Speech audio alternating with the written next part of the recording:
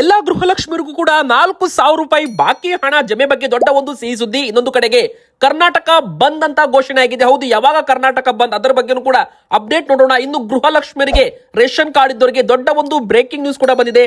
ನೀವು ಕೂಡ ಗೃಹಲಕ್ಷ್ಮಿ ಯೋಜನೆ ಮೂಲಕ ಹಣ ಪಡ್ಕೋತಾ ಇದ್ರಿ, ಇನ್ನು ನಿಮಗೆ 2 ತಿಂಗಳಿಂದ ಹಣ ಬಂದಿಲ್ಲ, 31ನೇ ಕಂತು ಹಣ ಬಂದಿಲ್ಲ ಅಂದ್ರೆ ಯಾವಾಗ ಬರುತ್ತೆ ಎಲ್ಲ ಅಪ್ಡೇಟ್ ಕೂಡ ನೋಡೋಣ ವೀಕ್ಷಕರೇ. ಇನ್ನು 32ನೇ ಕಂತಿನ ಬಗ್ಗೆ ಆಗಿರ್ಬೋದು, ಇನ್ನು ರೇಷನ್ ಕಾರ್ಡ್ ಇದ್ದವರು, ಅನ್ನಭಾಗ್ಯ ಫಲಾನುಭವಿಗಳು ಕೂಡ ವಿಡಿಯೋನ ಪೂರ್ತಿಯಾಗಿ ಕೊನೆ ತನಕ ನೋಡಿ. ಒಂದು ದೊಡ್ಡ ಸಿಹಿ ಸುದ್ದಿ ರಾಜ್ಯ ಸರ್ಕಾರದಿಂದ ಎಲ್ಲ ರೇಷನ್ ಕಾರ್ಡ್ ಇದ್ದವರಿಗೂ ಕೂಡ ಬಂದಿದೆ.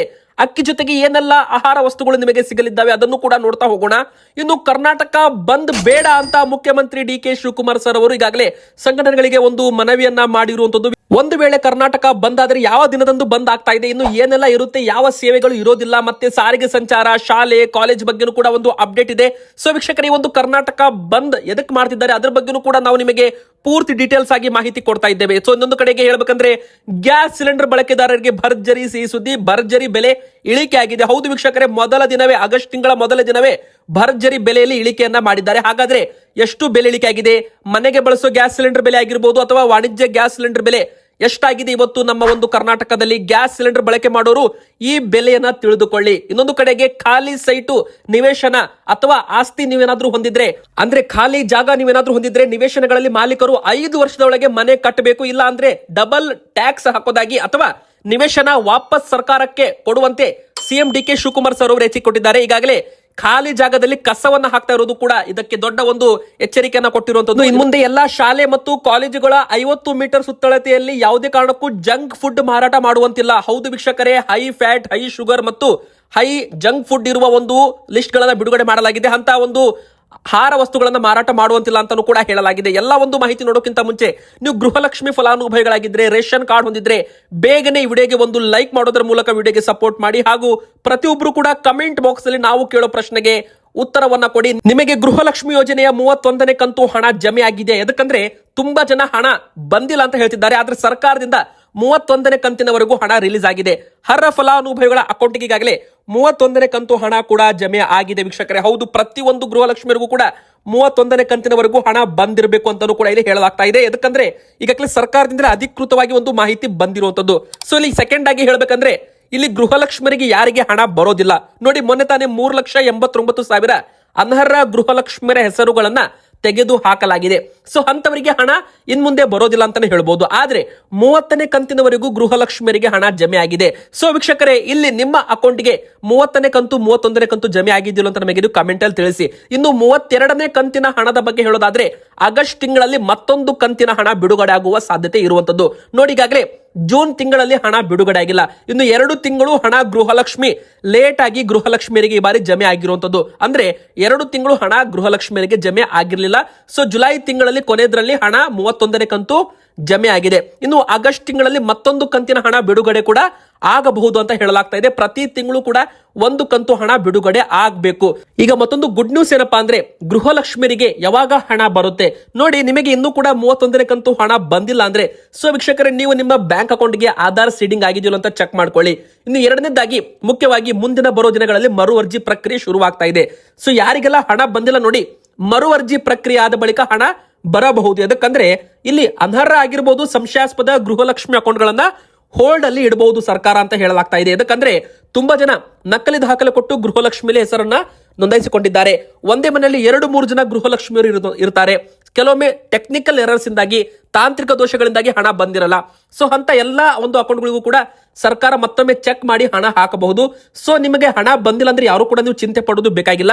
ಸೊ ಈ ಒಂದು ಆಗಸ್ಟ್ ತಿಂಗಳಲ್ಲಿ ಮರು ಅರ್ಜಿ ಪ್ರಕ್ರಿಯೆ ಪ್ರಾರಂಭವಾಗುತ್ತೆ. ಮರು ಅರ್ಜಿ ಪ್ರಕ್ರಿಯೆಯಲ್ಲಿ ನೈಜ ಫಲಾನುಭವಿಗಳು ಯಾರು ಮತ್ತು ಅನರ್ಹ ಯಾರು ಗೃಹಲಕ್ಷ್ಮಿಯರಿದ್ದಾರೆ ಅವರನ್ನ ಮತ್ತೊಮ್ಮೆ ಫಿಲ್ಟ್ರೇಷನ್ ಮಾಡಲಾಗುತ್ತೆ. ನಂತರ ಎಲ್ಲಾ ಮರು ಅರ್ಜಿ ಪ್ರಕ್ರಿಯೆ ಆದ ಬಳಿಕ ಎಲ್ಲಾ ನೈಜ ಫಲಾನುಭವಿಗಳಿಗೂ ಕೂಡ ಪ್ರತಿ ತಿಂಗಳು ಹಣ ಜಮೆ ಆಗೋದಕ್ಕೆ ಶುರು ಆಗುತ್ತೆ ಅಂತಾನೆ ಹೇಳ್ಬೋದು. ಸೊ ಇಲ್ಲಿ ಸರ್ಕಾರಕ್ಕೂ ಕೂಡ ಒಂದು ಡೇಟಾ ಸಿಗುತ್ತೆ ಎಷ್ಟು ಜನ ಗೃಹಲಕ್ಷ್ಮಿಯರು ನೈಜ ಫಲಾನುಭವಿಗಳಿದ್ದಾರೆ ಅಂತ. ಸೊ ಇಲ್ಲಿ ಒಂದು ಗುಡ್ ನ್ಯೂಸ್ ಏನಪ್ಪಾ ಅಂದ್ರೆ ಮರು ಅರ್ಜಿ ಪ್ರಕ್ರಿಯೆ ಆದ್ರೆ ತುಂಬಾನೇ ಒಳ್ಳೆಯದು. ಅನರ್ಹ ಫಲಾನುಭವಿಗಳನ್ನ ತೆಗೆದು ಹಾಕಿದಷ್ಟು ಹೊರೆ ಕೂಡ ಕಡಿಮೆ ಆಗುತ್ತೆ ಅಂತಾನೆ ಸಿಂಪಲ್ ಆಗಿ ಹೇಳ್ಬಹುದು. ಸೊ ವೀಕ್ಷಕರೇ, ಇಲ್ಲಿ ಎರಡನೇದಾಗಿ ಹೇಳ್ಬೇಕಂದ್ರೆ ಗೃಹಲಕ್ಷ್ಮಿಯರಿಗೆ ಬಾಕಿ ಕಂತು ಹಣ ಇನ್ನೂ ಕೂಡ ಜಮೆ ಆಗ್ತಾ ಇದೆ. ಕೆಲವೊಬ್ಬರಿಗೆ ನಿನ್ನೆ ರಾತ್ರಿ ಇವತ್ತು ಬೆಳಗ್ಗೆವರೆಗೂ ಕೂಡ ಹಣ ಜಮೆ ಆಗಿರುವಂತದ್ದು. ತುಂಬಾ ಜನ ಹಣ ಬಂದಿಲ್ಲ ಅಂತ ಹೇಳಿದವರು ಕೂಡ ಹಣ ಬಂದಿದೆ ಅಂತ ಕಮೆಂಟ್ ಮಾಡ್ತಿದ್ದಾರೆ. ಆದ್ರೆ ತುಂಬಾ ಜನ ನಮಗೆ 30, 31ನೇ ಕಂತು ಹಣ ಬಂದಿಲ್ಲ ಅಂತ ಹೇಳ್ತಿದ್ದಾರೆ. ಸೊ ವೀಕ್ಷಕರೇ, ನೀವು ನಿಮ್ಮ ಒಂದು ಆಧಾರ್ ಕಾರ್ಡ್ ಮತ್ತು ನಿಮ್ಮ ಒಂದು ಬ್ಯಾಂಕ್ ಪಾಸ್ಬುಕ್, ನಿಮ್ಮ ರೇಷನ್ ಕಾರ್ಡ್ ಎಲ್ಲ ಕೂಡ ರೆಡಿ ಇಟ್ಕೊಳ್ಳಿ. ಮರು ಅರ್ಜಿ ಪ್ರಕ್ರಿಯೆ ಆದ ಬಳಿಕ ನಿಮಗೆ ಹಣ ಜಮೆ ಆಗಬಹುದು, ಅಥವಾ ಏನಾದ್ರೂ ಟೆಕ್ನಿಕಲ್ ಎರರ್ಸ್ ಇದ್ರೂ ಕೂಡ ಅಲ್ಲಿ ನಿಮಗೆ ಕ್ಲಾರಿಫಿಕೇಶನ್ ಆಗುತ್ತೆ. ಸೊ ಮರು ಅರ್ಜಿ ಪ್ರಕ್ರಿಯೆ ಆಗೋವರೆಗೂ ಸ್ವಲ್ಪ ನೀವು ವೇಟ್ ಮಾಡಬೇಕಾಗುತ್ತೆ. ಇದೇ ಒಂದು ತಿಂಗಳು ಮರು ಅರ್ಜಿ ಪ್ರಕ್ರಿಯೆ ನಡೆಯುವ ಸಾಧ್ಯತೆ ಕೂಡ ಇದೆ. ಮತ್ತೆ ವೀಕ್ಷಕರೇ, ನೀವು ಡಿಬಿಟಿ ಆಪ್ ಕೂಡ ಡೌನ್ಲೋಡ್ ಮಾಡ್ಕೊಳ್ಳಿ. ಮತ್ತೆ ನಿಮ್ಮ Aadhaar card number, ration card number ಹಾಕಿ ಲಾಗಿನ್ ಆಗಿ ಅಲ್ಲಿ ಗೃಹಲಕ್ಷ್ಮಿ ಯೋಜನೆಯ ಸ್ಟೇಟಸ್ ಕೂಡ ನೀವು ಚೆಕ್ ಮಾಡಬಹುದು. ನಿಮಗೆ ಲಾಸ್ಟ್ ಹಣ ಯಾವಾಗ ಜಮೆ ಆಗಿದೆ ಅದರ ಇನ್ಫಾರ್ಮೇಶನ್ ಕೂಡ ಅಲ್ಲಿ ನಿಮಗೆ ಸಿಗುತ್ತೆ. ಏನಾದ್ರೂ ಎರರ್ ಇದ್ರೂ ಕೂಡ ನಿಮಗೆ ಗೊತ್ತಾಗುತ್ತೆ. ಸೊ ಇಲ್ಲಿ ಮುಖ್ಯವಾಗಿ ಹೇಳ್ಬೇಕಂದ್ರೆ ಎಲ್ಲಾ ಗೃಹಲಕ್ಷ್ಮಿಗೂ ಕೂಡ ಹಣ ಬರ್ತಾ ಇದೆ, ಆದ್ರೆ ಕೆಲವರಿಗೆ ಮಾತ್ರ ಹಣ ಬರ್ತಾ ಇಲ್ಲ. ಸೊ ಮರು ಅರ್ಜಿ ಪ್ರಕ್ರಿಯೆಯಲ್ಲಿ ಇದ್ರ ಬಗ್ಗೆ ಒಂದು ಕ್ಲಾರಿಫಿಕೇಶನ್ ಸಿಗುವ ಸಾಧ್ಯತೆ ಇದೆ. ಸೊ ಎಲ್ಲರೂ ಕೂಡ ಗೃಹಲಕ್ಷ್ಮಿಯವರು ನಿಮಗೆ ಎಷ್ಟು ಕಂತು ಹಣ ಬರಬೇಕು ನಮಗೆ ಕಮೆಂಟ್ ಅಲ್ಲಿ ತಿಳಿಸಿ.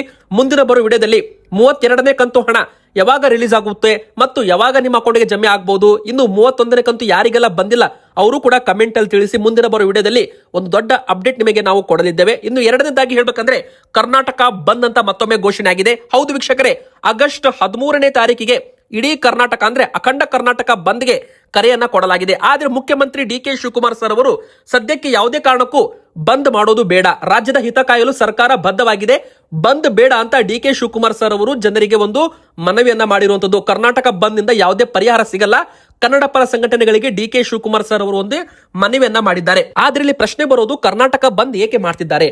ಕಾವೇರಿ ನೀರು ತಮಿಳುನಾಡಿಗೆ 15 ದಿನಗಳ ಕಾಲ ಪ್ರತಿದಿನ 3500 ಕ್ಯೂಸೆಕ್ ನೀರು, ಒಟ್ಟು 4.5 TMC ನೀರು ಬಿಡುಗಡೆ ಮಾಡಬೇಕು ಅಂತ ಆದೇಶ ನೀಡಿರುವುದರ ಖಂಡನೀಯ ಅಂತ ಹೇಳಿ CWRC ಮತ್ತು CWMA ನೀಡಿರುವ ಆದೇಶ ಖಂಡಿಸಿ ಕರ್ನಾಟಕ ಬಂದ್ಗೆ ತೀರ್ಮಾನ ತಗೊಳ್ಳಲಾಗಿದೆ.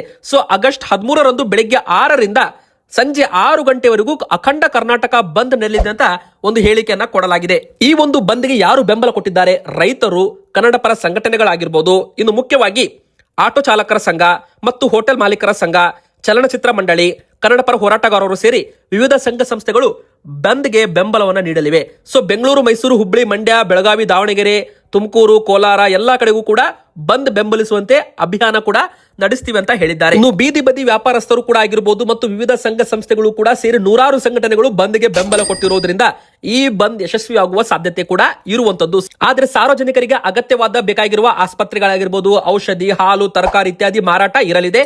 ಸರಬರಾಜು ಹೊರತುಪಡಿಸಿ ಉಳಿದೆಲ್ಲ ವ್ಯಾಪಾರ ವಹಿವಾಟು ಬಂದ್ ಆಗಬಹುದು. ಆದ್ರೆ ಅಖಂಡ ಕರ್ನಾಟಕ ಜನತೆ ಇದಕ್ಕೆ ಸಹಕರಿಸಬೇಕು ಅಂತ ಒಂದು ಹೇಳಿಕೆಯನ್ನು ಕೂಡ ಕೊಡಲಾಗಿದೆ. ಬಸ್ ಸಂಚಾರ, ಒಂದು ಶಾಲೆ ಕಾಲೇಜುಗಳ ಬಗ್ಗೆ ಅಪ್ಡೇಟ್ ಇನ್ನೂ ಕೂಡ ಬಂದಿಲ್ಲ. ಸೊ ಮುಂದಿನ ಬರೋ ದಿನಗಳಲ್ಲಿ ಇದ್ರ ಬಗ್ಗೆ ಅಪ್ಡೇಟ್ ಬರುತ್ತೆ, ಅವಾಗ ನಾವು ನಿಮಗೆ ಅಪ್ಡೇಟ್ ಕೊಡ್ತೇವೆ. ಶಾಲೆ, ಕಾಲೇಜು ಮತ್ತೆ ಬಸ್ ಸಂಚಾರ ಇರುತ್ತೋ ಇರಲ್ವೋ ನಾವು ನಿಮಗೆ ನೆಕ್ಸ್ಟ್ ವಿಡಿಯೋದಲ್ಲಿ ಅದರ ಮಾಹಿತಿ ತಿಳಿದುಕೊಂಡು ಅಪ್ಡೇಟ್ ಕೊಡಲಿದ್ದೇವೆ.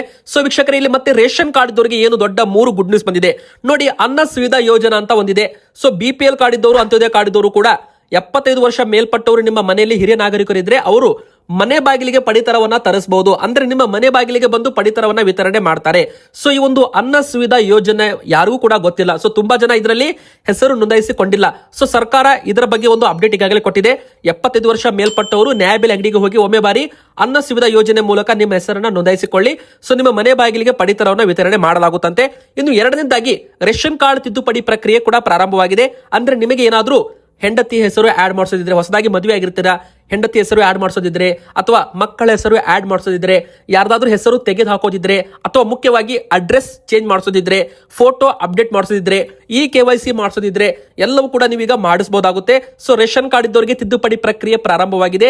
ಇನ್ನು ಮೂರನೇ ದೊಡ್ಡ ಸಿಹಿ ಸುದ್ದಿ ಏನಪ್ಪಾ ಅಂದ್ರೆ APL ಕಾರ್ಡ್ ಇದ್ದವರಿಗೂ ಮುಂದಿನ ಬರೋ ದಿನ ಅಕ್ಕಿ ಕೊಡುವ ಸಾಧ್ಯತೆ ಇದೆ ಅಂತೆ. ಸೊ APL ಕಾರ್ಡ್ ಇದ್ದವರು ಇದಕ್ಕೋಸ್ಕರ ಸರ್ಕಾರಕ್ಕೆ ಹೆಚ್ಚು ಪ್ರಮಾಣದಲ್ಲಿ ಮನವಿ ಅಥವಾ ಒಂದು ಮನವಿ ಸಲ್ಲಿಕೆ ಮಾಡಬೇಕಾಗುತ್ತೆ. ಅಂದ್ರೆ ಒಂದು ಬೇಡಿಕೆಯನ್ನು ಇಡಬೇಕಾಗುತ್ತೆ, ನಮಗೂ ಕೂಡ ಅಕ್ಕಿ ಬೇಕು ಅಂತ. ಅವಾಗ APL ಕಾರ್ಡ್ ಇದ್ದವರು ಕೂಡ ಅಕ್ಕಿ ಕೊಡುವ ಸಾಧ್ಯತೆ ಇದೆ. ಇನ್ನು ನಾಲ್ಕನೇದಾಗಿ ಅನ್ನಭಾಗ್ಯ ಇಂದಿರಾ ಕಿಟ್. ಹೌದು, ಇತ್ತ ನೋಡಿ, ನಮ್ಮ ಕರ್ನಾಟಕ ಸರ್ಕಾರದಿಂದ ಮುಂದಿನ ಬರೋ ದಿನ ಅಕ್ಕಿ ಬದಲಾಗಿ ಅಡುಗೆ ಎಣ್ಣೆ, ಉಪ್ಪು, ಸಕ್ಕರೆ, ತೊಗರಿಬೇಳೆ ಹಾಗೂ ಕೇಂದ್ರ ಸರ್ಕಾರದಿಂದ ರಾಗಿ ಮತ್ತು ಅಕ್ಕಿಯನ್ನ ವಿತರಣೆ ಮಾಡೋದಾಗಿ ಹೇಳಲಾಗಿದೆ ಅಂತೆ.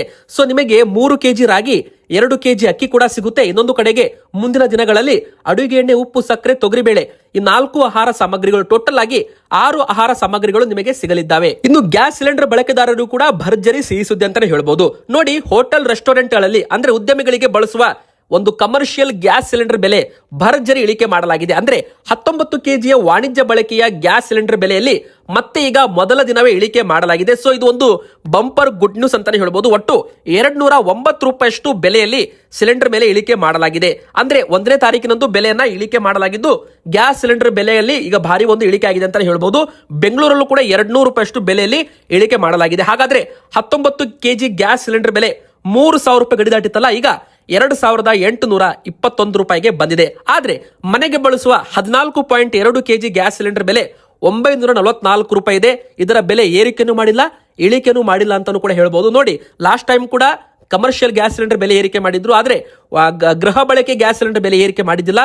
ಸೊ ಈ ಬಾರಿ ಕೂಡ ಕಮರ್ಷಿಯಲ್ ಗ್ಯಾಸ್ ಸಿಲಿಂಡರ್ ಬೆಲೆ ಇಳಿಕೆ ಆಗಿದೆ, ಆದ್ರೆ ಮನೆಗೆ ಬಳಸುವ ಗ್ಯಾಸ್ ಸಿಲಿಂಡರ್ ಬೆಲೆ ಇಳಿಕೆ ಆಗಿಲ್ಲ. ಈಗ ಬನ್ನಿ ವೀಕ್ಷಕರೇ, ಕೊನೆಯದಾಗಿ ದೊಡ್ಡ ಒಂದು ಬ್ರೇಕಿಂಗ್ ನ್ಯೂಸ್. ಖಾಲಿ ನಿವೇಶನಗಳಲ್ಲಿ ಮಾಲೀಕರು 5 ವರ್ಷದ ಒಳಗೆ ಮನೆ ಕಟ್ಟಿದ್ರೆ ದುಪ್ಪಟ್ಟು ಆಸ್ತಿ ತೆರಿಗೆ, ಡಬಲ್ ಟ್ಯಾಕ್ಸ್ ಅಥವಾ ನಿವೇಶನ ವಾಪಸ್ ತಗೊಳ್ಳದಾಗಿ ಮುಖ್ಯಮಂತ್ರಿ ಡಿ.ಕೆ. ಶಿವಕುಮಾರ್ ಸರ್ ಅವರು ಎಚ್ಚರಿಕೆ ಕೊಟ್ಟಿದ್ದಾರೆ. ಬಿಡಿ ಆಗಲಿ ಕಾರ್ಪೊರೇಷನ್ ನಿವೇಶನವಾಗಲಿ ಅದರ ಮಾಲೀಕರು ಸ್ವಚ್ಛತೆ ಕಾಪಾಡಿಕೊಳ್ಳಬೇಕು. ಹೀಗಾಗಿ ನಿವೇಶನ ಪಡೆದ 5 ವರ್ಷದ ಒಳಗೆ ಅಲ್ಲಿ ಮನೆ ನಿರ್ಮಾಣ ಮಾಡಲೇಬೇಕು. ಕಟ್ಟದಿದ್ರೆ ಅದಕ್ಕೆ ದುಪ್ಪಟ್ಟು ತೆರಿಗೆ ಅಥವಾ ನಿವೇಶನವನ್ನ ಹಿಂಪಡೆಯಲಾಗುವುದು. ಮನೆ ಕಟ್ಟದೆ ಖಾಲಿ ಇಟ್ಕೊಂಡ್ರೆ ಅಲ್ಲಿ ಕಸದ ಸಮಸ್ಯೆ ಎದುರಾಗುತ್ತದೆ. ಹೀಗಾಗಿ ತೀರ್ಮಾನ ಮಾಡಲಾಗಿದೆ ಅಂತ ಮುಖ್ಯಮಂತ್ರಿ ಡಿ.ಕೆ. ಶಿವಕುಮಾರ್ ಸರ್ ಅವರು ತಿಳಿಸಿರುವಂತದ್ದು. ಸೊ ವೀಕ್ಷಕರೇ, ಇದು ಒಂದು ದೊಡ್ಡ ಬ್ರೇಕಿಂಗ್ ನ್ಯೂಸ್ ಆಗಿದೆ. ಕರ್ನಾಟಕದಲ್ಲಿ ಕೆಲವರು 20, 30, 40 ವರ್ಷವಾದ್ರೂ ಕೂಡ ಖಾಲಿ ನಿವೇಶನ ಇಟ್ಕೊಂಡಿದ್ದಾರೆ, ಮನೆ ಕೂಡ ಕಟ್ಟಿಲ್ಲ, ಅಲ್ಲಿ ಕಸದ ರಾಶಿ ತುಂಬಿ ಹೋಗಿರುತ್ತೆ. ಸೊ ಅಲ್ಲಿ ತುಂಬಾ ಜನ ಬಂದು ಕಸ ಹಾಕ್ತಿರ್ತಾರೆ.